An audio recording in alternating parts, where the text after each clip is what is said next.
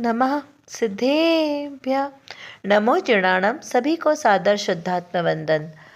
आज शाश्वत नौ वर्ष पर्व श्री 10 लक्षण महापर्व का अंतिम दिन है। यह 10 लक्षण महापर्व पंचमी से लेकर चतुर्थी तक चलते हैं और इसी बीच में रत्नत्रय पर्व आता है जो तेरस, चतुर्थी और पूनम, इस प्रकार 3 दिन तक का रत्नत्रय पर्व मनाया जाता है। इस रत्नत्रय पर्व में सम्यक दर्शन, सम्यक ज्ञान, सम्यक चारित्र की प्रधानता लिए विशेष पूजन अर्चन होती है। यह 10 लक्षण पर्व माघ, चैत्र और भाद्रपद ऐसे 3 माह में आता है, वर्ष में 3 बार 10-10 दिन के लिए। और आज जो रत्नत्रय पर्व का अंतिम दिवस है, पूनम का दिन, इसके बाद जो कल का दिवस आता है वो क्षमावणी पर्व के रूप में मनाया जाता है। वैसे तो क्षमावणी प्रतिदिन होती है, जो हम सामायिक के बाद प्रत्याख्यान, प्रतिक्रमण, आलोचना करते हैं, उसमें इसका सन्निहित होता है। तो चलिए आज का हम पहले संदेश देखते हैं कि आज इस अवसर पर कौन सा संदेश प्रसारित हुआ है। तो यहाँ पर संदेश इन 10 धर्मों के आधार से ही दिया गया है, जो श्री पद्मनंदी पंचविंशति ग्रंथ के आधार से लिया गया है। यहाँ लिखते हैं कि उत्तम क्षमा, मार्दव, आर्जव, सत्य, सोच, संयम, तप, त्याग, आकिंचन और ब्रह्मचर्य, ये 10 प्रकार के धर्म हैं। उत्तम कहने से सम्यक दर्शन सहित इसके समझना चाहिए। यह 10 धर्म को राग रूप नहीं समझना, किंतु शुद्ध भाव रूप जानना चाहिए। इस प्रकार यहाँ पर ये संदेश दिया है। देखिए, अभी हमने जो विगत 10 दिनों में हमारी चर्चा चली, उसमें ये शब्द हमने हर बार क्लियर किया है कि यहाँ उत्तम शब्द मतलब सम्यक दर्शन का सूचक है। सम्यक दर्शन के साथ ही ये धर्म ग्रहण होते हैं। यहाँ ये धर्म नहीं, धर्म के लक्षण हैं ये 10 प्रकार के। धर्म तो हमारा निश्चय से एक ही है, ज्ञायक स्वभाव को जानना, आत्म स्वभाव को जानना, वस्तु स्वभाव वो धम्मो। इस प्रकार ये हमारा वस्तु का जो स्वभाव है वही धर्म है। अब वस्तु का स्वभाव कैसा है, तो जो वस्तु जैसी है उसका वैसा स्वभाव होगा। जैसे जल का स्वभाव कैसा है, शीतलता है। अग्नि का स्वभाव उष्णता है। और आत्मा का स्वभाव कैसा है, तो उसका आत्मा का स्वभाव जानना दिख रहा है। ठीक है ना। इस प्रकार हर उसका स्वभाव समझना। अगर हम कहें कि बिच्छू का स्वभाव कैसा है, तो उसका कैसा है, डंक मारना। सांप का स्वभाव कैसा है, तो फुंकार मारना। ठीक है ना। इस प्रकार से यहाँ पे समझना कि जो उसका धर्म, जो वस्तु का जो धर्म है वही उसका स्वभाव कहलाता है। धर्म तो वह होता है जो सुख को उत्पन्न करने वाला हो। ठीक है ना। तो यहाँ पर इस प्रकार हमको समझना है। अब यहाँ जो 10 धर्मों की हमने विगत 10 दिनों में चर्चा की, 10 धर्मों के लक्षणों की जो हमने चर्चा की, वो मुनिराज को पूर्णतः प्रकट होते हैं और श्रावकों में एक देश होते हैं। जो अणुव्रती श्रावक है उनमें एक देश अंगीकार होते हैं, और जो सम्यक दृष्टि श्रावक रहे उसमें आंशिक रूप से अंगीकार होंगे। तो यहाँ पर बात सम्यक दर्शन की मुख्यता से की जा रही है कि ये जो 10 धर्म को धारण करने के पात्र जीव हैं वो कौन कौन से हैं। जघन्य पात्र जीव मानेंगे तो वो सम्यक दृष्टि श्रावक हुए। उनसे उत्कृष्ट में व्रती श्रावक जो अणुव्रत आदि को धारण किए हुए हैं, ऐसे व्रती श्रावक। और उसके बाद जो पूर्ण संयम के धारी हैं, ऐसे महामुनिराज जिनके 3 कषाय चौकड़ी का अभाव हो गया है। सम्यक दृष्टि जीव की एक कषाय चौकड़ी गई है, कौन सी, तो अनंतानुबंधी कषाय। अनंतानुबंधी क्रोध, मान, माया, लोभ, ऐसे चारों लेना। फिर व्रती श्रावक जो है उनकी 2 कषाय चौकड़ी गई है, अप्रत्याख्यानावर्णी क्रोध, अप्रत्याख्यानावर्णी मान, अप्रत्याख्यानावर्णी मायाचारी और अप्रत्याख्यानावर्णी लोभ। इस प्रकार से 4 कषाय गई है। अब जो मुनिराज है सकल संयम के धारी, उनकी 3 कषाय चौकड़ी चली गई है, कौन कौन सी, अनंतानुबंधी, अप्रत्याख्यान और फिर प्रत्याख्यान। तो प्रत्याख्यान में भी क्रोध, मान, माया, लोभ, इस प्रकार चारों को लेना।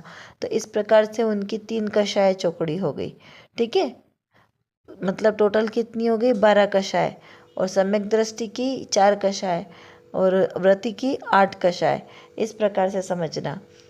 और अब उनकी सिर्फ 1 कषाय चौकड़ी बची है, संजुलन कषाय। संजुलन क्रोध, मान, माया, लोभ। और ये कब जाती है, ये 12वें गुणस्थान, 11वें गुणस्थान से जब ऊपर चढ़ते तब 12वें गुणस्थान जो आता है वीतराग दशा वाला, तब इसका अभाव होता है।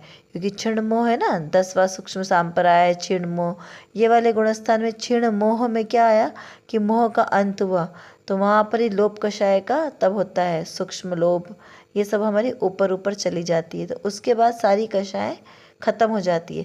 तो जो 12वां गुणस्थान है वो वीतराग दशा का गुणस्थान है, पूर्ण वीतरागता का। उसके बाद मरण भी नहीं होगा और वो जीव उत्तरोत्तर ऊपर के ही गुणस्थान चढ़ेंगे। जैसे 12वें गुणस्थान में आ गए तो वहाँ पे मरण नहीं होगा, वहाँ से वो 13वें ही गुणस्थान में जाएंगे। अब उनमें कषाय का अंश नहीं है। जैसे पहले वाले गुणस्थानों में तो कैसा है, गुणस्थान से गिर भी जाते हैं, 11वें गुणस्थान तक जीव नीचे नियम से गिरता है, लेकिन जो जीव 12वें गुणस्थान में चला गया वो कभी गिरता नहीं है। वो उत्तरोत्तर समय अपने ऊपर ऊपर उठते हुए, अपने कषायों की मंदता करते हुए और उग्र पुरुषार्थ के द्वारा ऊपर चढ़कर सीधे मोक्ष दशा को ही प्राप्त करेंगे। ये 12वां से 13वां गुणस्थान, 13वें गुणस्थान में भी मरण नहीं होता, क्योंकि 13वां गुणस्थान केवल ज्ञानी का गुणस्थान है। उसके बाद में 14वां गुणस्थान अयोग केवली का, 13वां सयोग केवली और 14वां अयोग केवली, और वहाँ से पूर्ण मुक्त दशा है। 13वें में भी दोबारा जन्म मरण नहीं होगा और ना ही उनको कोई कर्म बंधेंगे। तो इस प्रकार से ये तीनों गुणस्थान वीतराग दशा वाले गुणस्थान है। उसके पहले वाले राग सहित गुणस्थान है। तो यहाँ पर ये उत्तम, क्षमा, मार्दव, आर्जव जो इस 10 प्रकार के लक्षण रूप जो धर्म का है, इसका हमने पूर्व के वीडियो में क्लासों में अच्छी तरीके से इसको हमने समझा है। तो वहाँ से सबका स्वरूप ध्यान में रखते हुए अब क्या समझ रहे हैं कि रत्नत्रय क्या है और इसकी हमें कैसी साधना करनी चाहिए। ठीक है ना। तो ये जो रत्नत्रय की प्राप्ति अंत में क्यों ली, पहले तो हम ये समझते हैं कि रत्नत्रय पर्व बाद में क्यों आया। तो जो ये 10 लक्षण रूप धर्म की अभी तक साधना की है ना हमने, तो इनकी साधना से उत्तरोत्तर साधना बढ़ते बढ़ते अब मन कैसा हो गया है, पवित्र हो गया है। तो इस प्रकार जब पवित्रता आती है तभी रत्नत्रय की प्राप्ति होती है। तो ऐसे ही जब भी आत्मा में विशुद्धि बढ़ी तो अब कैसा हुआ, रत्नत्रय को ग्रहण करने की पात्रता आई है।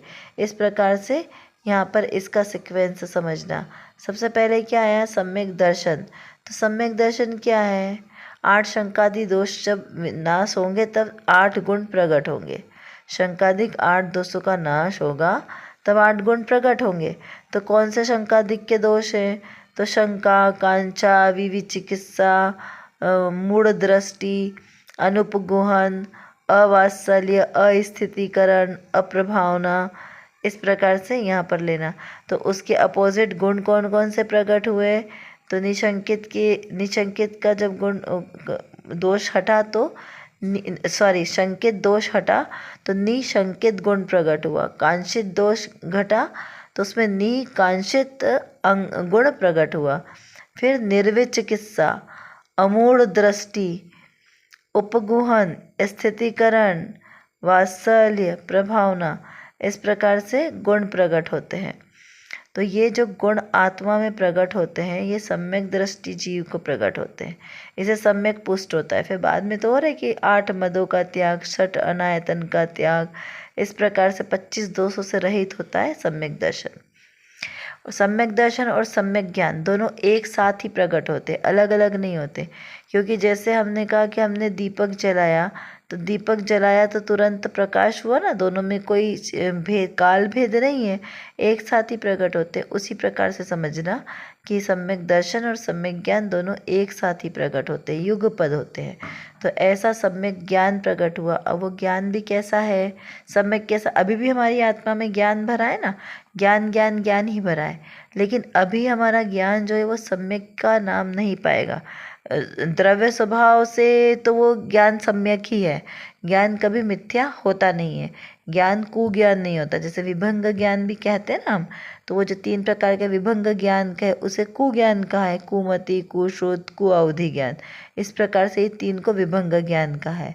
तो ये पर्याय दृष्टि की बात है। लेकिन द्रव्य दृष्टि की जब बात आती है तो द्रव्य दृष्टि में ज्ञान में कोई भेद नहीं है। ज्ञान कैसा है, एकमात्र ज्ञान है जानने वाला, अभेद रूप से। तो जो अभेद रूप से निर्णय होता है वो सो द्रव्य दृष्टि, और भेद रूप से जो हम समझते हैं वो हुआ पर्याय दृष्टि। तो अभी जो ये बात चल रही ना, ये पर्याय दृष्टि वाली बात चल रही है। तो देखिए, जो द्रव्य दृष्टि से तो ज्ञान शुद्ध ही है, पर्याय दृष्टि से जो उसमें अशुद्धता आई उसकी वजह से उसमें सम्यक ज्ञान और मिथ्या ज्ञान रूप वो परिणत हुआ। तो अब ये जो हमने देखा कि जो सम्यक ज्ञान है, तो सम्यक ज्ञान तो कैसा है, ये इस प्रकार से दोषों से रहित है, जो भी बताया ना मैंने आपको 25 दोष, ऐसे 25 दोषों से रहित है। और ज्ञान, तो ज्ञान में भी 8 प्रकार के दोष है, 3 प्रकार के दोष है, संशय, विपर्य और अनध्यवसान। इन 3 दोषों से रहित सम्यक ज्ञान है। और गुण कितने हैं उसमें, 8 प्रकार के गुण हैं। तो ये तो 3 बोले दोष, वो क्या है, संशय। संशय यानी कि किसी भी उसमें शंका होना। जैसे कोई रस्सी पड़ी है तो उसको हमने क्या बोला कि अरे हमें संशय हुआ कि रस्सी है कि सांप है, समझ में नहीं आ रहा, क्योंकि अंधेरा है तो दिखाई नहीं दे रहा ना, तो इसलिए हमने क्या समझा कि इसमें रस्सी है कि सांप है, ऐसा संशय हुआ। विपर्य में क्या होगा, विपर्य में विपरीत श्रद्धान हो जाएगा। जैसे वो भले ही वो रस्सी पड़ी है, लेकिन क्या भ्रम हो गया आपको कि अरे ये तो सांप है, पक्का ये सांप है, और आप उससे डरने लगे, है ना। तो विपर्य में भ्रम उत्पन्न होगा, उसको कहा विपर्य। अनध्यवसान यानी अज्ञान, और अध्यवसान यानी अज्ञान, और अनध्यवसान यानी राग ज्ञान से सहित हुआ, अज्ञान से रहित। तो इस प्रकार से ये 3 प्रकार के जो दोष है, इससे रहित होता है सम्यक ज्ञान। अब इसमें भी दोष जो गुण बताए हैं कि कौन कौन से गुण होते हैं, तो उसमें अर्थाचार जो दो, उसके बाद बताए 8 भेद बताए हैं।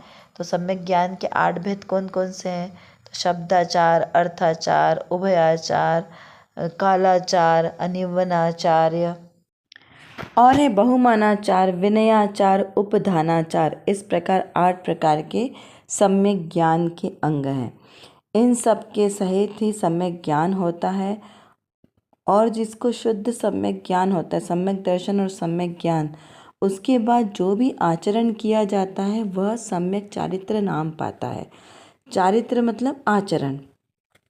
जैसे जो भी क्रिया हम जप तप पूजन की, त्याग की, जो भी हम क्रिया करते हैं आचरण संबंधी, वो सारी क्रियाएं शुद्धि सम्यक दर्शन के साथ ही फलीभूत होती है। यदि सम्यक दर्शन नहीं है और उसके बाद हमने कोटि जन्म तक कितने भी तपवास किए, एकाशन किया, 2-2 3-3 महीने के उपवास कर लिए, एक पैर पर तपस्या करी खड़े होकर, इस प्रकार आप कितना भी घोर तपस्या कर ले, लेकिन वो सब सिर्फ मात्र बाल तप की श्रेणी में चले जाएंगे यदि सम्यक दर्शन नहीं है। इतना बहुमूल्य है सम्यक दर्शन की प्राप्ति होना। श्री अष्टपहौड़ जी पंच परमागम में चारित्र की महिमा को बताते हुए लिखा है, चारित्रम खलु धम्मो धम्मो सोजो समोति निहिठो मोह खोह विहीणो परिणामो अपणो समो। अर्थात चारित्र वास्तव में धर्म है। जो धर्म है वह साम्य है, समता भाव वाला है, ऐसा कहा है। और साम्य मोह शोभ से रहित आत्मा का परिणाम वह दर्शन पाहुड़ में सम्यक चारित्र कहा है। यहाँ क्या कहा, मोह क्षोभ से विहीन, यानी मोह राग द्वेष से विहीन जो चारित्र है, जो आत्मा का परिणाम है, उसे चारित्र कहा है। इस प्रकार उत्तम चारित्र सम्यक चारित्र की महिमा बताई है। जो सम्यक आचरण के साथ अंगीकार होता है वही सम्यक चारित्र है।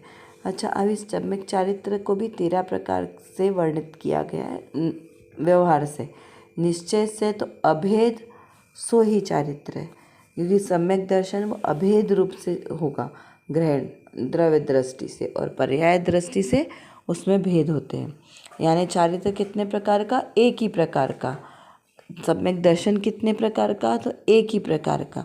सम्यक ज्ञान का एक ही प्रकार, कोई भेद नहीं है। अभेद, अभेद सो निश्चय, भेद सो व्यवहार, और जो व्यवहार से कहेंगे तो भेद रूप से 13 प्रकार का चारित्र कहा है।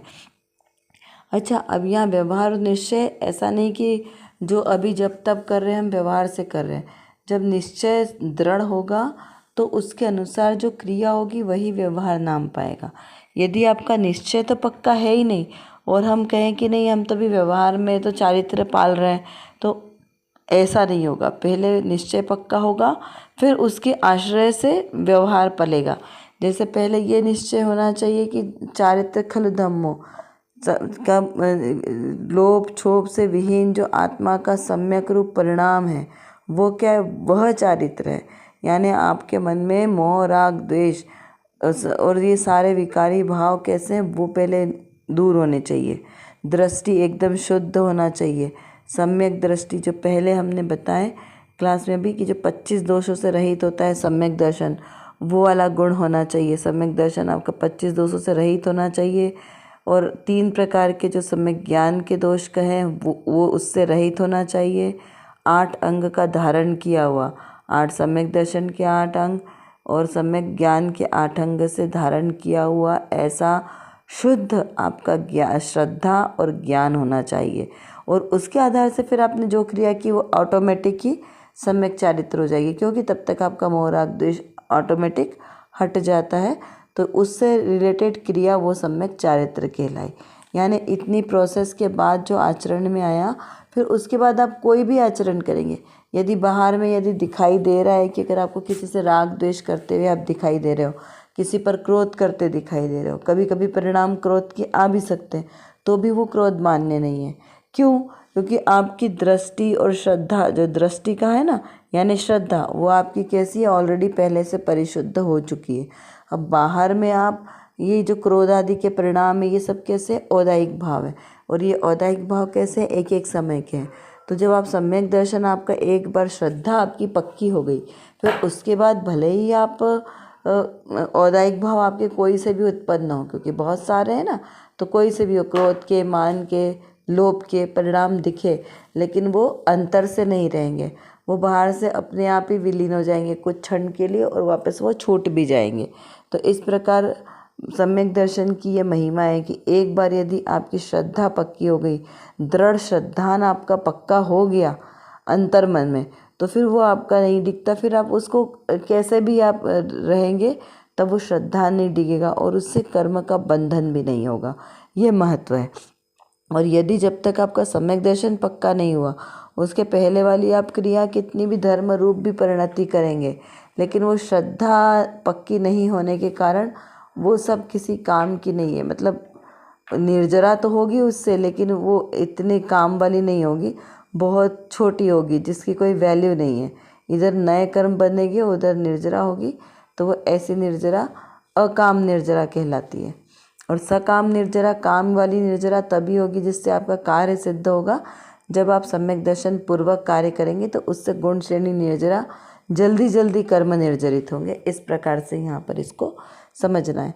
अब देखते हैं कि जो 13 प्रकार के चारित्र कहा है वो कौन से 13 प्रकार के चारित्र हैं।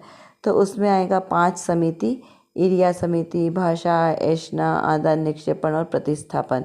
इस प्रकार 5 प्रकार की समितियाँ हैं। 5 महाव्रत हैं, अहिंसा महाव्रत, सत्य महाव्रत, फिर अचौर्य महाव्रत, ब्रह्मचर्य महाव्रत और अपरिग्रह महाव्रत। इस प्रकार 5 महाव्रत और 3 गुप्ती। कौन कौन सी? मन गुप्ती, वचन गुप्ती और काय गुप्ती। इस प्रकार से यह 13 प्रकार का चारित्र कहा गया है आगम में। अब इसके जो डेफिनेशन है वो सब हम किसी और क्लास में देखेंगे, क्योंकि बहुत डिटेल हो जाएगा। अभी शॉर्ट में समझे तो आपने पहली कक्षाओं में 5 पाप पढ़े हैं, हिंसा, झूठ, चोरी, कुशील, परिग्रह। इन 5 पापों का एक देश त्याग करना कहलाता है अणुव्रत। एक देश त्याग करना मतलब कि सूक्ष्म आपने त्याग नहीं किया, लेकिन स्थूल जो त्याग किया है उसको कहेंगे एक देश। तो सूक्ष्म को छोड़ा है तो ये महाव्रत अंगीकार होते, जो 5 पंचम गुण स्थान है व्रत वाला, उसमें अणुव्रत गुण स्थान है।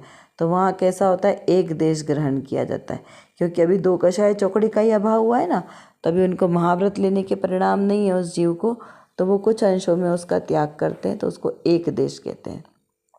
सकल देश संपूर्ण तरीके से उसको त्याग करना, अतिचार रहित त्याग करना, वह कहलाता है महाव्रत। तो अहिंसा का सर्व प्रकार से त्याग करना, झूठ का सर्व प्रकार से त्याग करना, अचौर्य का भी सभी प्रकार से त्याग करना। मतलब चौरी की परिभाषा है ना, जैसे कि किसी के बिना दी हुई, भूली हुई, घूमी हुई वस्तु को उसकी मतलब उसके स्वामी की स्वीकृति के बिना उठाना चोरी कहलाता है। तो जो अणुव्रती होता है वो सूक्ष्म में, स्थूल में कैसे त्याग करेगा? ऐसे तो किसी की चीज वस्तु को उठाएगा नहीं, लेकिन जैसे मिट्टी है, जल है, ये इसके लिए वो परमिशन नहीं लेता, ये वो उठा सकता है। लेकिन जो मुनिराज होते हैं वो जल भी, जैसे झरनों से जल लेते हैं, मिट्टी हाथ धोने के लिए वो मिट्टी का यूज़ करते हैं। तो ये सारी चीज़ों के लिए उनको परमिशन लेते हैं, उसके लिए भी परमिशन लेते हैं। तो इस प्रकार जो सूक्ष्म से भूल है वो सबका त्याग होता है। अपरिग्रह परिमाण अणुव्रत में आता है, क्योंकि उन्होंने अपनी आवश्यकता के अनुसार परिग्रह रखा है और अन्य का त्याग किया है। और जो मुनिराज होते हैं जब सकल संयमी हो गए तो वो किंचित मात्र भी परिग्रह उनके साथ नहीं होता, किंचित मात्र भी। एकमात्र पीछी और कमंडल और द्रव्य दृष्टि से देखिए तो देह मात्र ही परिग्रह है। कि पीछी कमंडल का परिग्रह भी हमें व्यवहार से दिखता है कि व्यवहार से, लेकिन अंतर से उनके पास वो परिग्रह नहीं होता है, सिर्फ देह मात्र परिग्रह होता है, बाकी उनके पास कोई परिग्रह नहीं होता। इस प्रकार से यहाँ समझना है। इरिया भाषा ऐष्णा, इरिया का मतलब कि 7-8 कदम भूमि को देख कर चलना, जीव जंतुओं की रक्षा करना। और अणुव्रती तो इतना नहीं भी देखता है, देख के तो चलता है। फिर एक क्षेत्र से दूसरे क्षेत्र में जब क्षेत्रांतर करते हैं तब भी उन जीवों का परिमार्जन करते हैं कि वो सूक्ष्म जीव एक क्षेत्र से दूसरे क्षेत्र में जाने के में वो मर जाते हैं, इसलिए उसको भी वो परिमार्जित करते हैं। तो मतलब इतना ध्यानपूर्वक जीवों की हिंसा करना, हिंसा से विरक्त होते हैं। तो इस प्रकार वो महाव्रती कहलाते हैं। भाषा बोलने में ख्याल रखना कि उनकी भाषा कैसी होती है, हित मित प्रिय वचन वाली होती है। उनकी भाषा से किसी भी जीव का मन भी दुखी ना हो। कर्कश और इस प्रकार की भोंडी वचन, गाली वाले वचन, इस प्रकार के मर्म छेद भेदी वचन, इस प्रकार के वचनों को नहीं बोलते। यानी हित मित प्रिय वचन, जिसके दूसरों का भला हो, प्रिय वचन हो, ऐसे ही वचनों का प्रयोग करते हैं। भोजन ऐष्णा यानी आहार, आहार में भी उनका 46 दोषों से रहित आहार शुद्धि देखते हैं, अंतराय को टालकर भोजन ग्रहण करते हैं। इस प्रकार ऐष्णा शुद्धि होती है उनकी। इसके बाद आती है आदान निक्षेपण, यानी कोई भी वस्तु, जो पीछे कमंडल और उपकरण, शास्त्र आदि जो भी उपकरण है उनको देख कर रखना कि नीचे कोई जीव जंतु ना हो। प्रतिष्ठापन में मल मूत्र कफ आदि को नियत स्थान पर देख कर शोध कर ही रखना, जिससे किसी जीवों की हिंसा नहीं हो। इस प्रकार से 13 प्रकार का चारित्र पालन करते हैं। अब इसके बाद हम देखते हैं कि आज जो सोनगढ़ से रत्न कणिका प्रसारित हुई है, उस रत्न कणिका में कौन सी विशेष बात आई है, उस पर भी हम एक दृष्टि डालते हैं। कि श्रोता ने प्रश्न किया है, प्रश्न है, देवशास्त्र गुरु का अवलंबन किंचित आधार रूप होता है। यहाँ पर समाधान करते हुए पूज्य बहन श्री कहते हैं कि चेतन द्रव्य का ही अवलंबन है। मैं जहाँ भी जाऊँ वहाँ मुझे मेरे साथी की भांति सहाय रूप देव शास्त्र गुरु साथ रहे, ऐसी भावना भाता है। वैसे तो अवलंबन द्रव्य का है और कार्य स्वयं को करने का है। उसे भावना में यूँ ही नहीं आता कि आप सब तो बाह्य पदार्थ हैं और करने का तो मुझे अंतर में है ना, ऐसे भाव नहीं आते। ये किसी प्रकार का करने कराने का भाव वही अंतर में नहीं आता है। शुभ भाव में खड़ा है, अभी पूर्ण वीतराग नहीं हुआ है, इसीलिए ऐसा भाव आता है कि आप मेरी साधना में मेरे साथ रहना, क्योंकि अनादि काल से अनजाने मार्ग को गुरुदेव ने ही तो दिखलाया है। अनादि मिथ्या दृष्टि को जब प्रथम देशना लब्धि प्राप्त होती है तब उस वक्त देव अथवा ज्ञानी गुरु प्रत्यक्ष निमित्त होते हैं, प्रत्यक्ष सद्गुरु सम नहीं। यह बात श्रीमद जी रायचंद जी ने भी कही है कि इसीलिए प्रत्यक्ष का उपकार कहने में आता है। यानी कि हमें श्रद्धा तो है लेकिन वह दृढ़ता नहीं है, इसलिए हमें ऐसा लगता है कि अरे हमें मोक्ष मार्ग तक जाने में किसी के साथ की ज़रूरत है, कोई हमें धर्म साधन कराए, कोई ज्ञानी हमें उपदेश दे तो हमें ज्ञान होता है। ऐसा कहने में व्यवहार से आता है, लेकिन निश्चय तो मेरा आत्मा ही आत्मा का गुरु है, उसको किसी भी परद्रव्य की आवश्यकता नहीं है, क्योंकि आत्मा में ही तो ज्ञान भरा है। जब श्रद्धान हो जाएगा, ज्ञान हो जाएगा, तो वो जो आत्मा का ज्ञान है वो स्वतः ही हमें पता चल जाएगा। लेकिन तब तक वो ज्ञान नहीं प्रकट होता, तब तक ऐसा कहने में आता है कि अरे गुरु हमारे साथ रहें तो हमारा कल्याण होगा, गुरु के बिना मोक्ष नहीं होगा, क्योंकि गुरु नहीं बताएंगे तो क्या होगा, सच्चे देव शास्त्र गुरु ही हमारे सच्चे निमित्त हैं मोक्ष मार्ग में। तो इस प्रकार से कहने में आता है। यहाँ पर कितने स्पष्ट रूप से बात आई है कि चेतन द्रव्य का ही अवलंबन है, यानी चेतन द्रव्य मतलब मेरा आत्मा, मेरा जीव द्रव्य, कौन सा वाला, अभेद वाला, एक, कि मेरा क्या है तो एक है, एक क्या है, जीव द्रव्य है। अब उस जीव द्रव्य में मेरा क्या है, चेतना नाम का मेरा जीव द्रव्य है, और चेतन उसका चैतन्यता उसका क्या है, गुण है, और उसकी चेतना नाम की उसकी पर्याय है। इसके अलावा मेरा और कुछ नहीं है, सिर्फ एकमात्र मेरे पूरे जीव द्रव्य में सिर्फ चैतन्यता है। और ज्ञान कौन सा है, वो मात्र जानना वाला, सिर्फ वही ज्ञान मेरा ज्ञान है, बाकी सब पर कहा है। तो यहाँ कहा कि ऐसे उस अभेद रूप से उस चैतन्य द्रव्य के अवलंबन है, वही कार्यकारी है। मैं जहाँ भी जाऊँ वह मुझे मेरे साथी की भांति सहायक रूप से देवशास्त्र गुरु साथ रहे। यहाँ पे पहला क्या लेना है, एकमात्र चैतन्य द्रव्य का अवलंबन वही मेरा साथी है। कहाँ पे जाने के लिए, मोक्ष मार्ग में जाने के लिए। यदि हमने चैतन्य द्रव्य को नहीं लिया हमारे श्रद्धान में, तो कोई भी कार्य करेंगे सारा निष्फल हो जाएगा।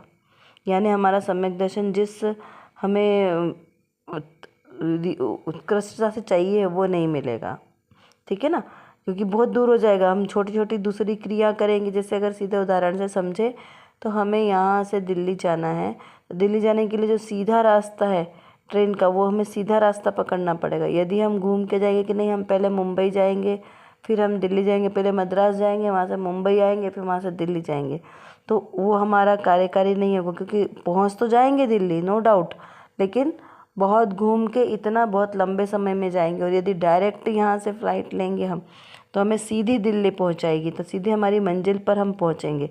तो इस प्रकार हमने समझना है कि यहाँ पे एक अपने जीव द्रव्य का अवलंबन लेना वो कितना आवश्यक है।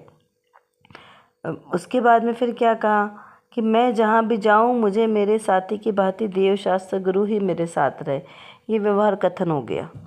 क्यों? क्योंकि एकमात्र सबसे पहले अवलंबन किसका लिया है, जीव द्रव्य का। तो जब जीव द्रव्य मेरे साथ है तो इसका क्या मतलब हुआ कि आपकी दृष्टि शुद्ध द्रव्यार्थिक नय से यह बात कही है, द्रव्य दृष्टि प्रधान बात है कि एकमात्र मुझे जीव द्रव्य का अवलंबन लेना है। तो जो जीव द्रव्य है वही परिपूर्ण है, उसे किसी और की आवश्यकता नहीं है, तो उसके आश्रय से सब चीज़ें अपने आप प्रकट हो जाएगी। लेकिन व्यवहार में ऐसा कहने में आता है कि सच्चे देव शास्त्र गुरु वही मेरे सम्यक दर्शन में निमित्त है, वही मेरे मोक्ष मार्ग में निमित्त है, इस प्रकार कहने में आता है, लेकिन निश्चय से नहीं मानना। यहाँ बात इतनी समझना है कि दो प्रकार से कथन तो कहे जाते हैं, निश्चय और व्यवहार से, लेकिन जो श्रद्धान में आएगा वो निश्चय कथन श्रद्धान में आएगा, व्यवहार से क्रिया सहज होती है, उसमें कोई बुद्धिपूर्वक नहीं होती।